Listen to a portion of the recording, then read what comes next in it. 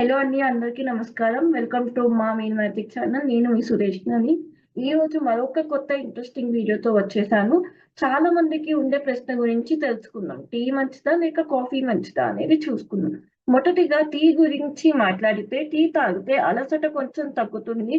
మనసుకు తేలిగ్గా కూడా ఉంటుంది. హాయిగా ఉంటుంది.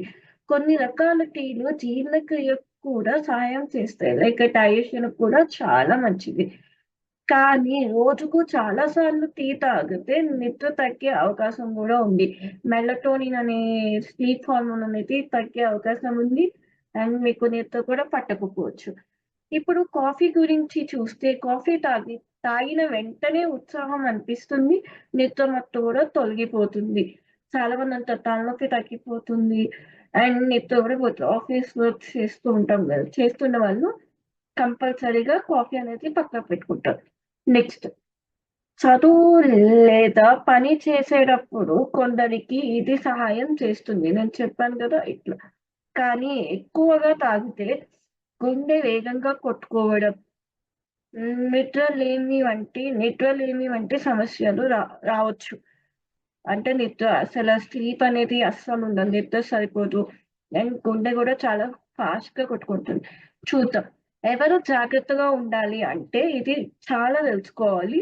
టీ, కాఫీ వల్ల చాలా సమస్యలొచ్చే అవకాశాలున్నాయి.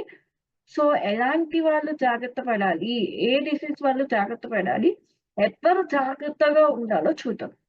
నిద్రలేమి సమస్యలు ఉన్నవారు, గుండె గుండె సంబంధిత సమస్యలు ఉన్నవారు, కడుపు మంట ఎక్కువగా ఉండేవారు టీ, కాఫీని తక్కువగా తాగడం మంచిది. కడుపు మంట లైక్ గ్యాస్ ఎక్కువ ఉన్నవాళ్ళు, బర్నింగ్ సెన్సేషన్స్ అవుతున్న వాళ్ళు, అండ్ హార్ట్ పేషెంట్స్ ఉంటారు చూడండి వాళ్ళు. తర్వాత నిద్రతో ప్రాబ్లమ్స్ లైక్ స్లీపింగ్ ప్రాబ్లమ్స్ ఉన్నవాళ్ళు చాలా జాగ్రత్తగా పడాలి.